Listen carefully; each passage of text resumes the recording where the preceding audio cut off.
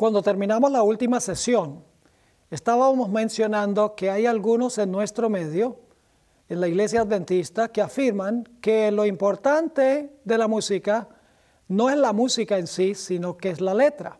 En otras palabras, se puede usar a cualquier clase de música con tal que tenga letra sagrada.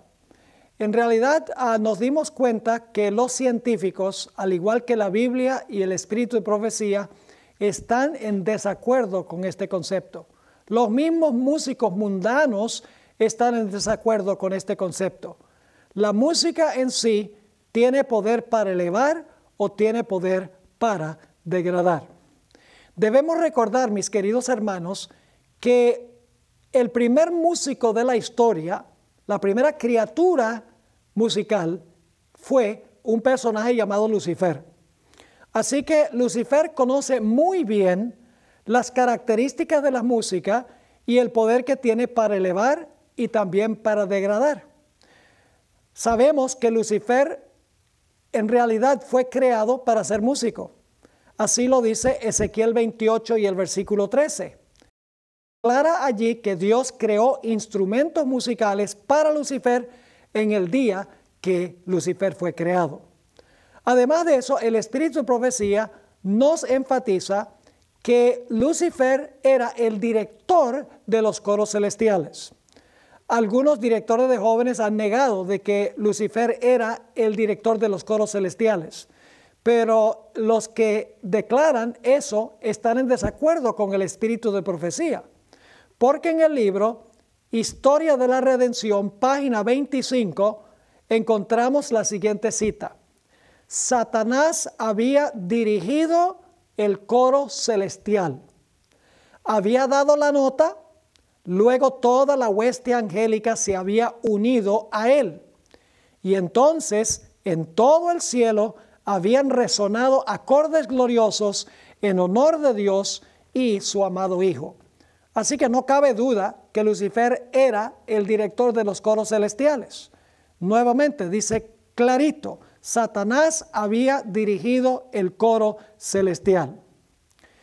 El espíritu de profecía por esto nos dice que Satanás sabe cuáles órganos del cuerpo estimular para que la gente no desee a Cristo. Quiero leerles esa cita que se encuentra en el libro El Hogar Cristiano, página 369. Escuchen con cuidado esta cita tan importante. Dice allí la sierva del Señor: me siento alarmada al notar por doquiera la frivolidad de hombres y mujeres jóvenes que profesan creer la verdad. Fíjense que son creyentes. Sigue diciendo, Dios no parece estar en sus pensamientos. Su mente rebosa de insensatez. Su conversación es vacía y vana. Tienen un oído agudo para la música. Es decir, hay personas que tienen un oído muy agudo para la música, especialmente los jóvenes. Sigue diciendo, tienen un oído agudo para la música. Y Satanás sabe cuáles órganos puede excitar para animar, embargar y hechizar la mente de modo que no deseen a Cristo. Fíjese que Satanás sabe cuáles órganos excitar para animar, embargar, hechizar la mente de modo que no deseen a Cristo.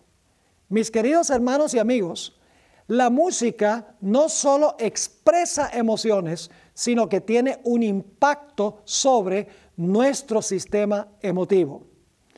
Permítame darles una ilustración. Si usted está viendo una película de terror, que no debemos estar mirando, dicho sea de paso, es solo una ilustración, pero si están mirando una película de terror y la película no tiene música, lo más probable es que ustedes no van a sentir miedo, el corazón no les va a latir más rápido, ni los pulmones van a respirar más rápido tampoco. Pero si la escena de horror Por ejemplo, la persona acercándose a la puerta de una casa abandonada donde hay telarañas y abre la puerta y se oye y hay una música así miedosa. Ustedes saben que eso impacta las emociones. El corazón le late más rápidamente, los pulmones respiran más rápidamente y el cuerpo está segregando adrenalina porque la música impacta a las emociones. Es decir, la música tiene un impacto sobre nuestro sistema emotivo. No solamente expresa nuestras emociones, sino que impacta nuestras emociones. Y yo me pregunto, ¿será posible que hay música que se está usando hoy en algunas iglesias adventistas que están alejando a los jóvenes de Cristo, aun cuando la intención es acercarlos al Señor? Una vez conversaba yo con unos pastores en una reunión de obreros a donde me habían invitado a hacer una presentación de una serie de temas. Después de una de mis presentaciones a donde toqué el tema de la música, vinieron al frente 3 pastores y uno de ellos con un tono desafiante me dijo: necesitamos el estilo de música contemporánea para retener a los jóvenes en nuestras iglesias. Yo escuché y luego le pregunté a este pastor: ¿cree usted que cualquier clase de música cristiana contemporánea es apropiada para los cultos de la iglesia adventista del séptimo día? Bueno, inmediatamente él contestó: no, yo no creo que toda música cristiana contemporánea sea apropiada para una reunión o un culto adventista. Entonces le hice la siguiente pregunta: ¿cuál música es apropiada y cuál no es? Quiero decirles que hubo un total silencio por unos pocos segundos. Y uno de los pastores me miró a los ojos y contestó: muy buena pregunta. No había pensado en eso antes. Supongo que necesitamos algunas pautas para distinguir entre la música apropiada y la que no es apropiada. Ese pastor estaba admitiendo, mis queridos amigos y hermanos, que la música no es neutral, que la música no es amoral, porque claramente hay que distinguir a música cristiana apropiada y música cristiana que no es apropiada. Ahora queremos leer algunas citas de la hermana White sobre el estilo musical y el estilo de adoración del campestre de Indiana. Antes mencioné algunos puntales, resumí algunos de los puntos centrales y principales que presentó la hermana White sobre lo que sucedió en el campestre, pero ahora queremos leer las citas en sí, para ver si la hermana White sencillamente estaba describiendo la falsa teología de la carne santificada o si también estaba incluyendo el estilo musical y la clase de adoración que se estaba implementando. Así que vamos a regresar ahora al campestre de Indiana y voy a leerles algunas citas que se encuentran en Mensajes Selectos, tomo 2, la página 35 hasta la página 45. Dice así, hablando del estilo musical: el Espíritu Santo nunca se manifiesta en esta forma. Noten que no es la teología. El Espíritu Santo nunca se manifiesta en esta forma, mediante ese ruido desconcertante. Fíjense que no es la teología, es la forma y el ruido. Sigue diciendo, esto constituye una invención de Satanás para ocultar sus ingeniosos métodos, destinados a tornar ineficaz la pura, sincera, elevadora, ennoblecedora y santificadora verdad para este tiempo. Fíjense cuál es el propósito de Satanás: tornar ineficaz la pura, sincera, elevadora, ennoblecedora y santificadora verdad para este tiempo. Cuando la hermana White dice la verdad para este tiempo, está hablando de la verdad presente, el mensaje distintivo de la iglesia adventista del séptimo día. Sigue escribiendo la sierva del Señor: es mejor no mezclar nunca el culto de Dios con música, que utilizar instrumentos musicales para realizar la obra que en enero pasado se me mostró que tendría lugar en nuestras reuniones de reavivamiento. Fíjense que la hermana White está diciendo que 8 meses antes Dios le había avisado que este estilo de música se iba a usar en reuniones de reavivamiento de la iglesia adventista. Sigue diciendo la sierva del Señor, la verdad para este tiempo, la verdad presente, no necesita nada de esto para convertir a las almas. El ruido desconcertante, fíjense, ahí está otra vez, es el estilo de adoración y música, no la teología. El ruido desconcertante aturde los sentidos y desnaturaliza aquello que, si se condujera en la forma de vida, fíjense otra vez que el énfasis es sobre la forma, que si se condujera en la forma de vida, constituiría una bendición. El influjo de los instrumentos satánicos se une con el estrépito y el vocerío. Fíjese, otra vez está enfatizando el ruido que había. Dice, el influjo de los instrumentos satánicos se une con el estrépito y el vocerío, con lo cual resulta un carnaval. Y a esto se lo denomina la obra del Espíritu Santo. Ahora, quiero hacer una explicación. Lamentablemente, la traducción de esta cita es problemática en un particular. Donde dice el influjo de los instrumentos satánicos, da la impresión de que hay instrumentos que son satánicos. Pero en realidad, cuando uno lee la cita en el inglés original en que escribió la hermana White, los instrumentos satánicos no son instrumentos musicales, sino que son personas que se prestan como instrumentos en las manos de Satanás. Y debemos hacer esa aclaración porque en realidad lo importante de los instrumentos no es el instrumento en sí, sino la forma en que se usa el instrumento. La hermana White tiene citas claras donde dice que a Dios le agrada que se usen instrumentos musicales en el culto, pero no es el asunto del instrumento, es la manera en que se usa el instrumento.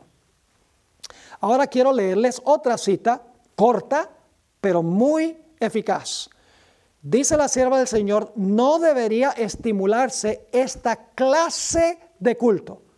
No está hablando de la teología, está hablando de la clase de culto. Nuevamente, no debería estimularse esta clase de culto. Un poco más adelante la sierva de Dios dice, no resumiré toda la historia porque es demasiado penosa. Pero en enero pasado, 8 meses antes del campestre de Indiana, el Señor me mostró que en nuestras reuniones de reavivamiento se introducirían teorías y métodos erróneos. No solamente teorías, sino métodos erróneos. Y que se repetiría la historia pasada, porque la hermana White tuvo una experiencia con este mismo estilo de adoración y con estas mismas doctrinas poco después de 1844. Así que ella dice, nuevamente, no resumiré toda la historia porque es demasiado penosa, pero en enero pasado el Señor me mostró que en nuestras reuniones de reavivamiento se introducirían teorías y métodos erróneos y que se repetiría la historia pasada. Luego ella menciona su reacción. Me sentí angustiada. Se me instruyó para que dijera que en esas demostraciones estaban presentes demonios en forma humana, que trabajaban con todo el ingenio que Satanás puede emplear para hacer que la verdad presente resultase odiosa para las personas sensibles. Debía decir, además, que el enemigo estaba tratando de disponer las cosas de tal modo que las reuniones de reavivamiento, fíjense cuál es la agenda de Satanás. Dice, nuevamente, debía decir además que el enemigo estaba tratando de disponer las cosas de tal manera o tal modo que las reuniones de reavivamiento que han sido el medio de presentar la verdad del tercer ángel ante las multitudes, lleguen a perder su fuerza y su influencia. Fíjense, el propósito de Satanás en este estilo de adoración era hacer que la verdad resultase ociosa y que la verdad del mensaje del tercer ángel perdiera su fuerza y su influencia. Lo que Satanás odia es el mensaje y usa el estilo de adoración para amortiguar el mensaje. En otra cita en las mismas páginas dice el Señor: el Espíritu Santo no tiene nada que ver con ese desorden perturbador. Fíjense otra vez la idea sobre el desorden. Y esa varaunda que me fueron mostrados en enero pasado. Satanás trabaja en medio del estruendo y de la confusión, escuchen bien ahora, producida por esa clase de música. Fíjense, la clase de música, la cual, si fuera dirigida debidamente, es decir, si la música fuera dirigida debidamente, serviría para alabar y glorificar a Dios. El diablo hace que tenga el mismo efecto que la mordedura ponzoñosa de la serpiente. Fíjense que el diablo puede usar la clase de música para tener un efecto como la mordedura ponzoñosa de una serpiente. En otra cita, la hermana White dice: las cosas que han ocurrido en el pasado también acontecerán en el futuro. Satanás convertirá la música, fíjense, la música, trampa, debido a la forma como es dirigida. Yo no sé cómo la hermana White puede ser más clara que esto. No es solo la teología, sino la forma como se dirige la música. Dice ella que se va a repetir lo que sucedió en el pasado. Y luego viene esta cita muy bien conocida, donde la hermana White nos advierte lo que va a pasar en la iglesia justo antes de cerrarse la puerta de la gracia. Reza de la siguiente manera. Ella la está escribiendo al pastor Haskell y dice: esas mismas cosas que habéis explicado que ocurrían en Indiana, el Señor me ha mostrado que volverían a ocurrir justamente antes de la terminación del tiempo de gracia. Fíjense que la sierva de Dios dice que precisamente antes del cierre de la gracia se van a repetir las escenas que se realizaron en el campestre de Indiana. ¿Será posible que algunos de los conciertos musicales en congresos a nivel de asociación, unión y división cuadran con estas características que menciona el Espíritu de Profecía? La sierva de Dios sigue diciendo: habrá vocerío. En inglés la palabra es shouting, mejor sería gritería, acompañado de tambores, música y danza. Fíjense, tambores, música y danza. El juicio de algunos seres racionales quedará confundido, de tal manera que no podrán confiar en él para realizar decisiones correctas. Y a esto consideran como la actuación del Espíritu Santo. Ustedes notarán en estas citas que la hermana White repetidas veces enfatiza la importancia de la verdad presente en nuestras reuniones de reavivamiento. La música que se usa en nuestros cultos debe transmitir el mensaje peculiar y la misión especial de la Iglesia Adventista del Séptimo Día para estos últimos días. No podemos meramente cantar los coritos repetitivos e insípidos de alabanza que han sido compuestos por los evangélicos y carismáticos, pues ellos están inconscientes, mis hermanos y hermanas, de lo que está haciendo Jesús ahora mismo en el lugar santísimo del santuario celestial. Ellos están adorando en el atrio y en el lugar santo, en tanto que Jesús se encuentra desempeñando su obra en el lugar santísimo. Un individuo que aprueba de la música cristiana contemporánea en la iglesia, me escribió y me dijo: ese testimonio que da la hermana White, donde dice que lo que ocurrió en Indiana va a ocurrir nuevamente poco antes de cerrarse la puerta de la gracia, era que la hermana White pensaba que la puerta de la gracia se iba a cerrar poco después del año 1900. poco antes del año 1900, y lo que sucedió en 1900 era la evidencia de que la puerta de la gracia estaba pronto a cerrarse. Ahora, este concepto que tiene esta persona no es de confianza. Yo escribí un documento de 28 páginas analizando esta cita frase por frase del espíritu de profecía. Y descubrí, usando otras citas de la hermana White, que cuando ella dice que lo que ocurrió en Indiana volvería a ocurrir justo antes de cerrarse la puerta de la gracia, ella no estaba hablando de algo que iba a ocurrir en el año 1900 como señal de que la puerta de la gracia estaba pronto a cerrarse, sino que está prediciendo que lo que pasó en Indiana iba a suceder de nuevo en el futuro, poco antes de cerrarse la puerta de la gracia para el mundo. Si alguno tiene interés en conseguir ese documento que escribí, pueden comunicarse con nosotros y con mucho gusto se lo podemos mandar electrónicamente. El problema que afrontamos hoy, mis hermanos, en la iglesia es mucho mayor y más complejo que meramente la música. He encontrado que las iglesias que apoyan la música cristiana contemporánea quieren que el servicio conste mayormente de música de alabanza, dejando muy poco tiempo para la predicación de la palabra de Dios. Muchas de estas mismas iglesias que quieren que el culto se centre en la música, no quieren que se cite nunca el espíritu de profecía desde el púlpito. No quieren que se presente el concepto de las profecías que tiene la iglesia adventista. No desean que se presenten las doctrinas distintivas de nuestra iglesia. Y además no quieren que se hable de asuntos que tengan que ver con nuestro estilo de vida, tales como la dieta, la vestimenta y la forma como nos entretenemos. Mis hermanos y hermanas, en muchas iglesias la música ha llegado a ser un fin y no un medio para alcanzar un fin. La música, hermanos, debe ser el apoyo del mensaje y no el apéndice del mensaje. El sermón debe ser el plato principal y la música debe ser el postre. Donde quiera que viajo, oigo quejas, mis hermanos y hermanas, de cómo la verdad presente ha sido eclipsada y aún devorada por músicos y por música.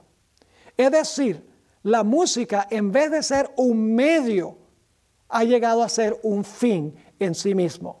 En vez de ser la música la sierva del mensaje, la música se ha convertido en el señor de la música. No me entiendan mal. La música es muy importante. Hay músicos consagrados al Señor que presentan música apropiada. No estoy diciendo que los cultos deben carecer de buena música. No, la música es muy apropiada y necesaria en el culto. Pero mis hermanos y hermanas, la música no debe ser el centro del servicio. La música debe ser el apoyo del mensaje de la verdad presente. Hace un tiempo hablaba con un pastor que abogaba en favor de la música cristiana contemporánea. Me dijo, pastor, este tipo de música contemporánea atrae a los jóvenes y también es una buena herramienta evangelística para atraer a los que no son adventistas. Es decir, usar esta música para entonces atraer a la gente, supuestamente para presentarles el mensaje. Pero en muchos de los casos no presenta el mensaje. Y la música sigue siendo el centro del servicio de adoración. En el libro El Evangelismo, página 111, la sierva del Señor nos habla en cuanto al peligro de hacer de la música un fin en sí y el plato principal del servicio de adoración. Quiero leerles esa cita. La hermana White aquí está hablando de un culto en un ciclo evangelístico, pero el principio se aplica también en la adoración semanal en la iglesia. Dice lo siguiente: no sigan vuestros esfuerzos los métodos del mundo, sino los de Cristo. La ostentación no podrá realizar la obra que el Señor desea que se haga para despertar a las clases superiores a la convicción de que han escuchado la verdad. La ostentación no atrae, en otras palabras, a la gente de clase alta pensando que la música y los adornos van a interesar a la gente adinerada. Sigue diciendo, no despojéis la verdad de su dignidad y de su capacidad para impresionar, realizando actos introductorios que estén más de acuerdo con las costumbres del mundo que con las del cielo. Es decir, no se pongan a enfatizar los actos introductorios para impresionar a la gente, siguiendo así las costumbres del mundo. Sigue escribiendo la sierva del Señor.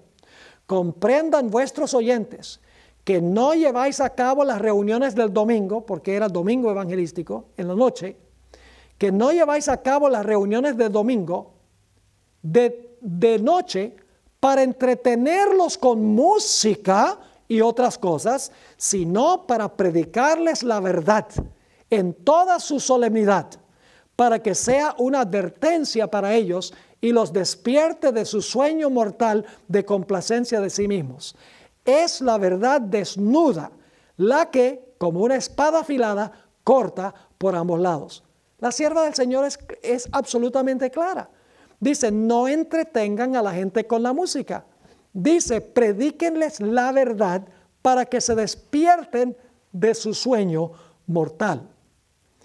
Se ha vuelto costumbre en muchas iglesias adventistas el dedicar un largo tiempo para cantar coritos de alabanza y se dejan solo unos pocos minutos para el sermón.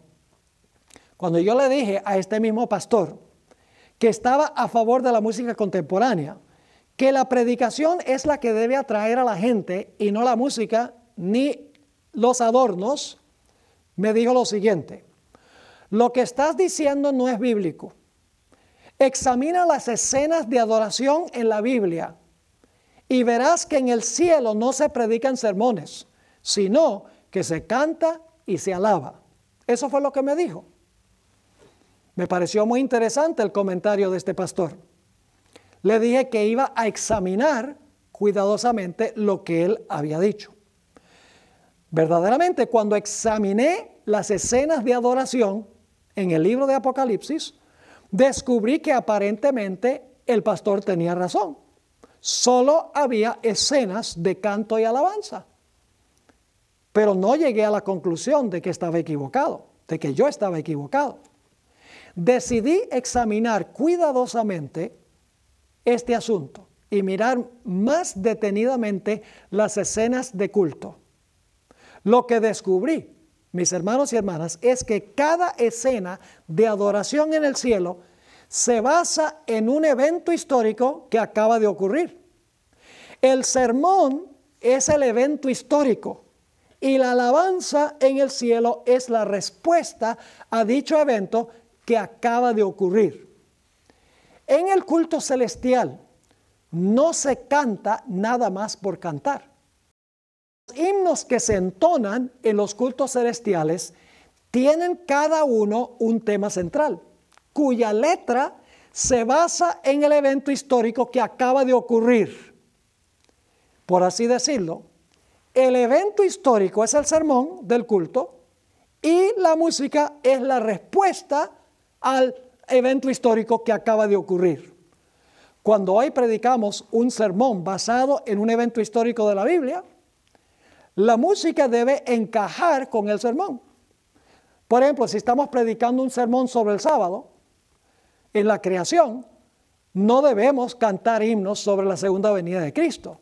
Es decir, cuando relatamos el evento histórico de la creación, nuestros himnos tienen el propósito de apoyar el mensaje que se predicó en ese día. El evento histórico es el sermón y la música es para apoyar y fortalecer el mensaje que se presentó. Ahora, el libro de Apocalipsis describe vívidamente varias escenas de culto en el cielo. Y estas ilustran claramente cómo el evento que acaba de ocurrir en el momento es la base o es el sermón que lleva a los seres celestiales a cantar los himnos de alabanza. Es decir, el cielo no canta nada más por cantar. tienen un enfoque sobre algo que acaba de suceder. Ahora, quiero trazar en el libro de Apocalipsis las diferentes escenas de adoración para ilustrar este punto. No es que en el cielo solo se alaba. Eso parecía cuando primero miré este asunto. Pero cuando lo miré más detenidamente me di cuenta que el canto celestial es una reacción o un apoyo del evento histórico que acaba de ocurrir o que está en el proceso de ocurrir. La primera escena de adoración la encontramos en Apocalipsis, el capítulo 4. En el capítulo 4 de Apocalipsis, todo el cielo está preparándose para el ascenso de Jesús al cielo en el momento de su ascensión. La Biblia dice en Apocalipsis 4 que ahí están reunidos los 24 ancianos, están los 4 seres vivientes, está el Espíritu Santo representado por los 7 candeleros y está sentado Dios el Padre sobre el trono. Y quiero que noten el tema del himno que están cantando los seres celestiales.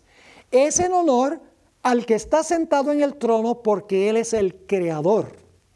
Dice ahí Apocalipsis 4 y el versículo 11, en este himno a Dios el Padre, antes de que llegue Cristo al cielo: Señor, digno eres de recibir la gloria y la honra y el poder, porque tú creaste todas las cosas y por tu voluntad existen y fueron creadas. Ahora, pareciera aquí decir que el Padre fue el creador, pero la Biblia dice que Cristo fue el creador. Ahora, ¿cómo entendemos esto? Muy sencillo. El Padre elaboró el plan y el Hijo implementó la voluntad del Padre en la obra de la creación. Este texto lo dice. Dice: Señor, digno eres de recibir la gloria y la honra y el poder, porque tú creaste todas las cosas, y luego dice, y por tu voluntad existen y fueron creadas. El Padre creó a través del Hijo. Así que el centro del himno en Apocalipsis 4 es sobre el Padre sentado en el trono como el creador. Cuando Jesús murió en la cruz, hubo un himno que se cantó en el cielo. Y quiero que noten cuál fue ese himno que se cantó. Se encuentra en Apocalipsis 12 y el versículo 10.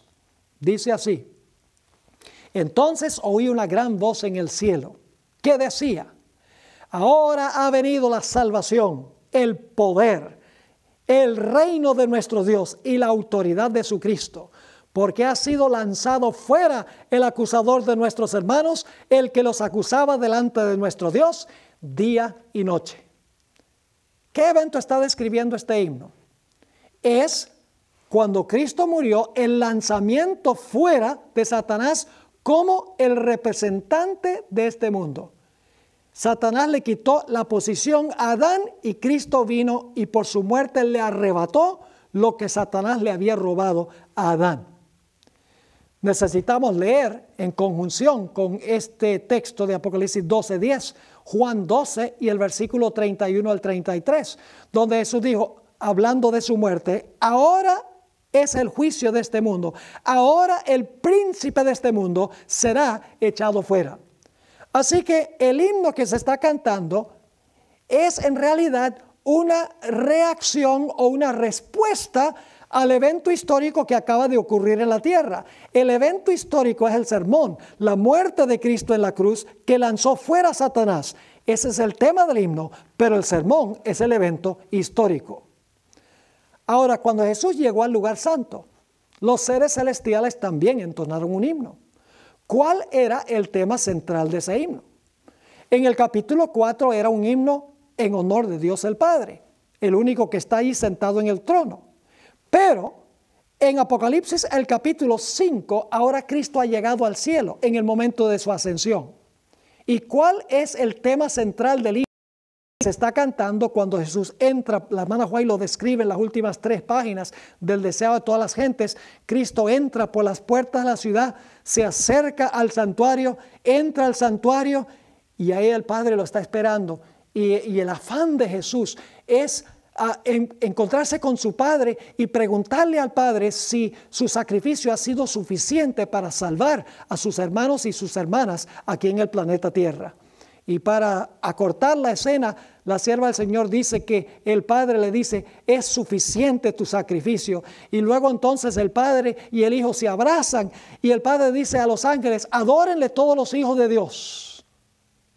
Y ahora yo quiero que ustedes noten el tema central de ese himno. El evento histórico es la llegada de Cristo, el encuentro con el Padre, el hecho de que el Padre le dice que su sacrificio ha sido aceptado. El Padre le dice, adoren los ángeles de Dios.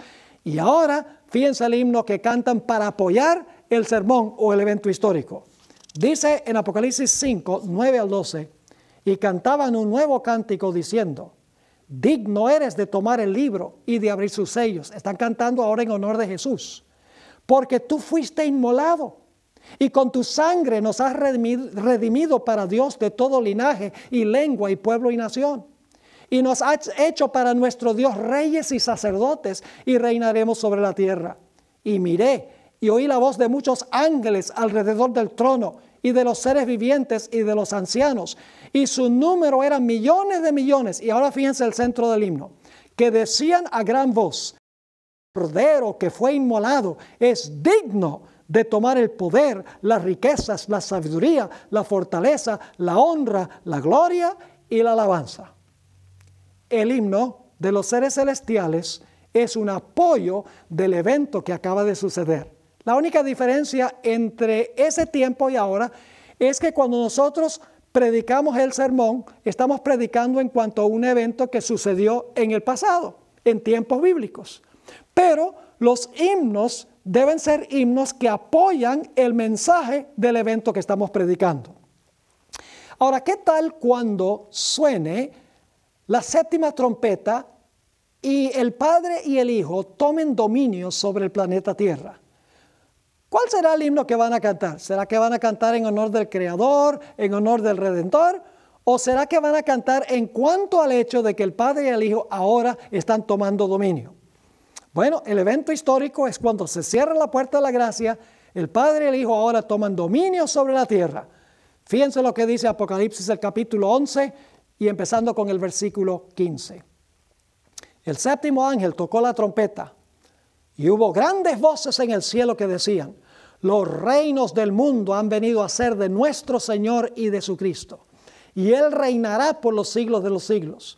Y los 24 ancianos que estaban sentados delante de Dios en sus tronos se postraron sobre sus rostros y adoraron a Dios diciendo, te damos gracias, Señor Dios Todopoderoso, el que eres y el que eras y que el que has de venir, porque has tomado tu gran poder y has reinado. Yo pregunto, ¿el himno cuadra con el evento histórico? Lógicamente que sí. Fíjense, mis hermanos y hermanas. Lo que se describe es el momento cuando el Padre y el Hijo toman el reino sobre este mundo. ¿Cuál es el himno que se canta? El himno que se canta es para apoyar el evento histórico. El evento histórico es el sermón y el himno es la respuesta al sermón. Así que, mis queridos hermanos y hermanas, nuestros himnos en la iglesia deben ser una respuesta a un mensaje. El mensaje es central y el canto apoya el mensaje. Sin mensaje, los himnos carecen de significado y carecen de contexto. Ahora, ¿qué tal cuando el pueblo de Dios gane la victoria sobre la bestia y su imagen? ¿Cuál será el himno que se va a cantar? El himno está en Apocalipsis 15 y el versículo 2 al 4. Fíjense, nuevamente el himno cuadra con el evento histórico. Cuando el pueblo de Dios es librado del poder de la bestia y de su imagen. Dice allí en Apocalipsis 15, 2 al 4, y vi así como un mar de vidrio mezclado con fuego, y los que habían alcanzado la victoria de la bestia y de su imagen y de su señal y del número de su nombre, estar sobre el mar de vidrio, teniendo las arpas de Dios. Y cantan el cántico de Moisés, siervo de Dios, y el cántico del Cordero diciendo, la hermana White agrega aquí que es el canto de su experiencia, el canto de su liberación, porque acaban de ser librados de la bestia y su imagen y su marca. Ahora fíjense cuál es el himno. Grandes y maravillosas son tus obras, Señor Dios Todopoderoso. Justos y verdaderos son tus caminos, Rey de los santos. ¿Quién no te temerá, oh Señor, y glorificará tu nombre? pues solo tú eres santo, por lo cual todas las naciones vendrán y te adorarán, porque tus juicios se han manifestado. Fíjense, el himno cuadra perfectamente con el evento histórico que acaba de ocurrir. Ahora, ¿qué tal cuando Dios juzgue a la gran ramera que corrompió la tierra y persiguió al pueblo de Dios? ¿Qué himno se cantará en el cielo cuando ocurra eso? ¿Será que se va a cantar un himno en cuanto al sábado, en cuanto a la segunda venida, en cuanto a la muerte de Cristo, etcétera? Todos son cosas muy bonitas que ocurrieron históricamente, pero ¿cuál es el himno que se va a cantar cuando la ramera haya sido juzgada? Cuando ese evento histórico se haya realizado. Bueno, encontramos la respuesta en Apocalipsis 19 y el versículo 1 y el versículo 2. Apocalipsis 19 y el versículo 1 y el versículo 2. Dice allí: después de esto oí una gran voz de gran multitud en el cielo que decía: aleluya, salvación y honra y gloria y poder son del Señor Dios nuestro, porque sus juicios son verdaderos y justos, pues ha juzgado a la gran ramera que ha corrompido a la tierra con su fornicación y ha vengado la sangre de sus siervos de la mano de ella. Acaban de ser librados del poder de la ramera y el himno que se canta es sobre ese evento histórico. Sermón, música acompañando el sermón. El último himno que quiero presentar es el que se encuentra en Apocalipsis 21 y los versículos 3 y 4. Esto está describiendo el momento cuando el pecado ha sido erradicado del planeta, ha sido quitado del planeta, el planeta ha sido purificado y ahora el pueblo de Dios se encuentra sano y salvo en la santa ciudad y hay una tierra nueva y un cielo nuevo. ¿Qué será el himno que se va a cantar allí? ¿Será que el himno que se canta es acorde con el evento que está realizándose en ese momento? Lógico que sí. Todos los demás himnos tienen un evento histórico y el himno que apoya el evento histórico. Dice en Apocalipsis 21, 3 y 4, y oí una gran voz del cielo que decía: el tabernáculo de Dios con los hombres, y Él morará con ellos, y ellos serán su pueblo, y Dios mismo estará con ellos como su Dios. Y sigue el himno: enjugará Dios toda lágrima de los ojos de ellos, y ya no habrá muerte, ni habrá más llanto, ni clamor, ni dolor, porque las primeras cosas pasaron. Yo pregunto entonces, ¿hay un sermón en las escenas de adoración que tenemos en el cielo? Lógico que sí. Negarlo sería imposible. En cada caso, cuando en el cielo cantan un himno, el himno es la respuesta a un evento histórico que constituye el sermón. El punto, mis hermanos y hermanas, que quiero recalcar es este: la música de nuestro culto adventista del séptimo día debe reflejar nuestro mensaje peculiar y nuestra misión única. El mensaje de la verdad presente para hoy es que Jesús se encuentra en el lugar santísimo del santuario celestial y está a punto de comenzar el juicio de los vivos. Yo pregunto, ¿no debe nuestro culto actual reflejar este hecho? ¿No debemos permitir que nuestra teología dicte cuál sería nuestra doxología? Yo creo que la respuesta a esa pregunta es un rotundo sí. Nuestro culto adventista debe reflejar nuestras creencias distintivas, debe reflejar la obra que Cristo está desempeñando hoy por hoy en el santuario celestial. Mis hermanos y hermanas, si adoramos meramente como lo hacen nuestros amigos evangélicos y pentecostales, entonces, ¿qué razón tenemos nosotros para existir? Mejor unámonos a ellos. ¿Cómo podemos decir que nuestro culto es adventista cuando raras veces cantamos o predicamos sobre lo que está haciendo Cristo Jesús en el santuario celestial? ¿Cómo podemos decir que nuestro culto es adventista cuando no estamos presentando nuestro mensaje distintivo de la iglesia adventista? La sierva del Señor ha dicho en el libro El Evangelismo, página 371 y 372, la ostentación no es religión ni santificación.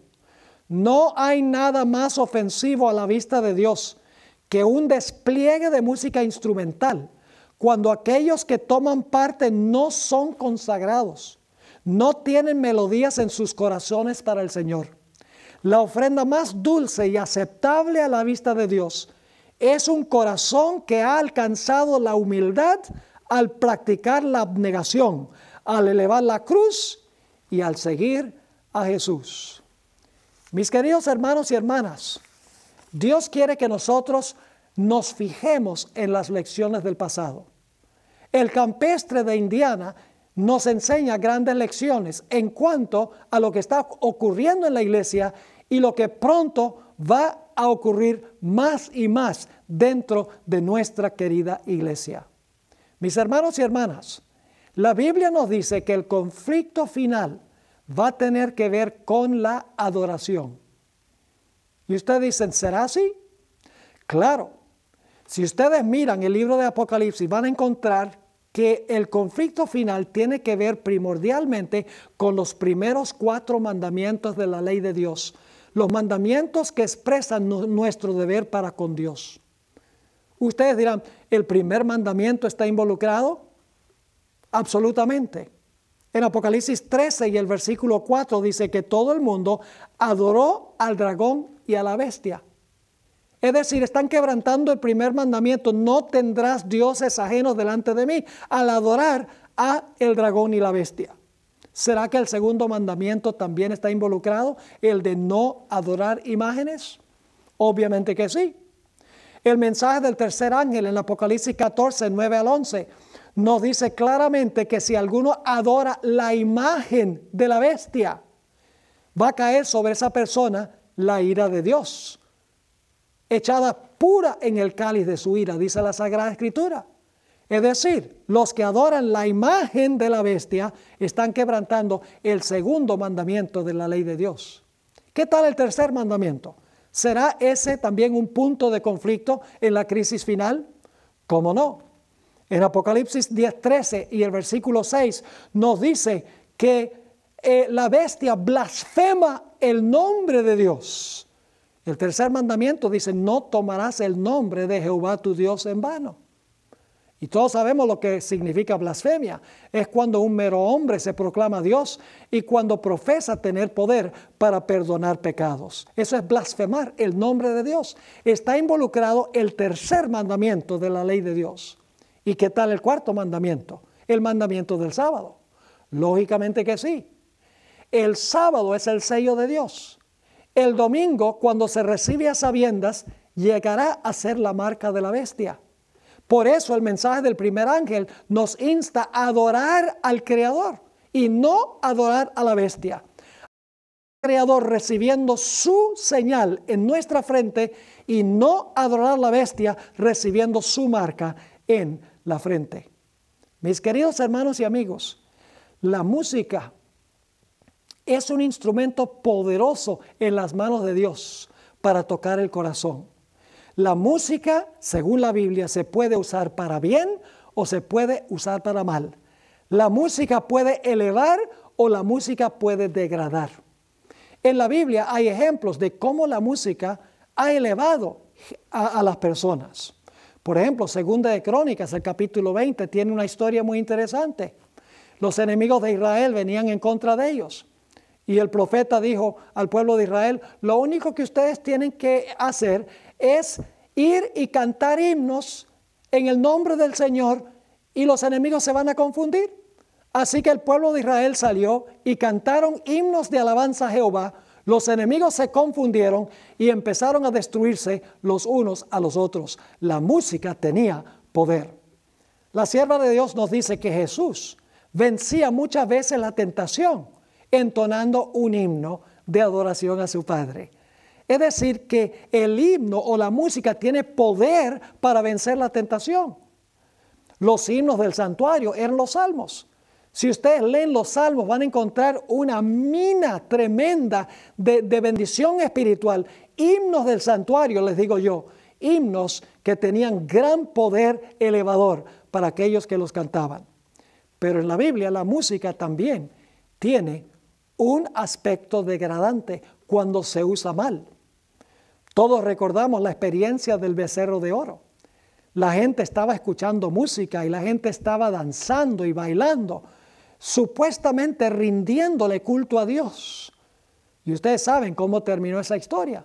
El propio Moisés tuvo que ascender al monte e interceder por Israel, porque Dios dijo, yo voy a destruir a este pueblo y voy a escoger a otro pueblo que sea obediente a mis mandatos. En la música, en el monte Sinaí, llegó a ser algo degradante para el pueblo.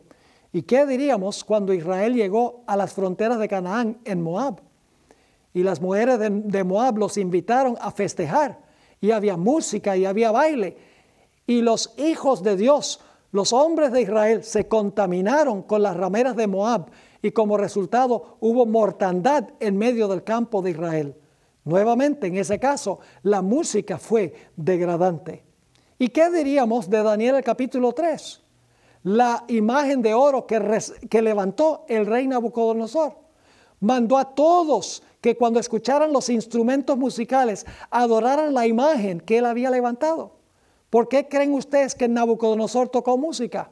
Mis queridos hermanos y amigos, porque la música tiene poder subliminal, tiene poder para degradar.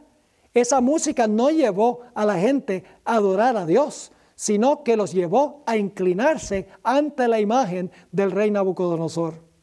¿Y qué diríamos de la fiesta de Herodes? Cuando la joven Salomé llegó y bailó delante de Herodes, y Herodes se agradó y le ofreció hasta la mitad del reino. Y la madre influyó sobre la hija y le dijo, pídele la cabeza de Juan el Bautista. La música en esa fiesta también degradó. Mis queridos hermanos y amigos, repito nuevamente, la música es algo muy importante en la iglesia. Satanás lo sabe y por lo tanto nos va a llevar a usar música no que eleva al trono de Dios, sino música que degrada nuestras sensibilidades espirituales. Quiero leerles un par de citas del Espíritu y Profecía, ya llegando al final de nuestro tema sobre el campestre de Indiana. En el libro del Evangelismo, página 372, la sierva del Señor nos da algunas características de lo que es la buena música. Dice ella, en algunas de nuestras iglesias he escuchado solos que eran inapropiados para el servicio de culto en la casa de Dios. Las notas prolongadas y los sonidos peculiares, tan comunes en el canto de ópera, no agradan a los ángeles. Fíjense, las notas prolongadas y los sonidos peculiares, dice ella, no agradan a los ángeles. Y luego sigue diciendo esto. Estos, los ángeles, se complacen en oír los sencillos cantos de alabanza expresados en un tono natural. Fíjense, los ángeles se complacen en oír los sencillos cantos de alabanza expresados en un tono natural. Y luego dice esto, ellos se unen con nosotros en los cantos en los que cada palabra se pronuncia claramente en un tono musical. Participan en las melodías cantadas con el corazón, el espíritu y el entendimiento. ¡Qué pensamiento tan tremendo! Que cuando nosotros cantamos con el corazón, el espíritu y el entendimiento, los ángeles celestiales se unen para cantar con nosotros. La última cita se encuentra en Mensajes para los Jóvenes, página 292. Dice la sierva del Señor, cuando los seres humanos cantan con el espíritu y el entendimiento, los músicos celestiales recogen el acorde y se unen en el canto de acción de gracias. Imagínense, nosotros empezamos a cantar y los ángeles celestiales se unen a nosotros en el canto. Sigue diciendo la sierva del Señor. aquel que nos ha otorgado todos los dones que nos habilitan para ser obreros juntamente con Dios, espera que sus siervos cultiven sus voces para que puedan hablar y cantar en forma que todos entiendan. No se necesita cantar fuerte.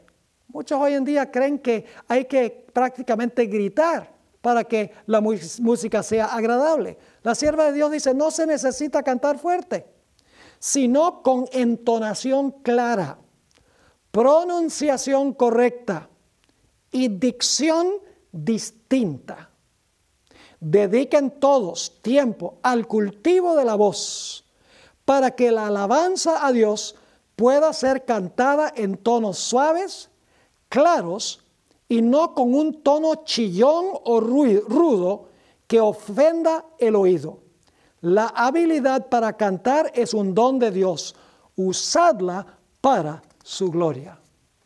Así que, mis apreciados hermanos y amigos, el campestre de Indiana tiene mucho que enseñarnos. Creo que algunas de las cosas que estamos viendo en la iglesia hoy están repitiendo lo que sucedió en ese servicio de adoración en el campestre de Indiana. No le estoy echando tierra a la iglesia.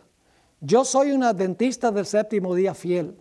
Amo a mis dirigentes, amo nuestro mensaje y amo nuestra misión.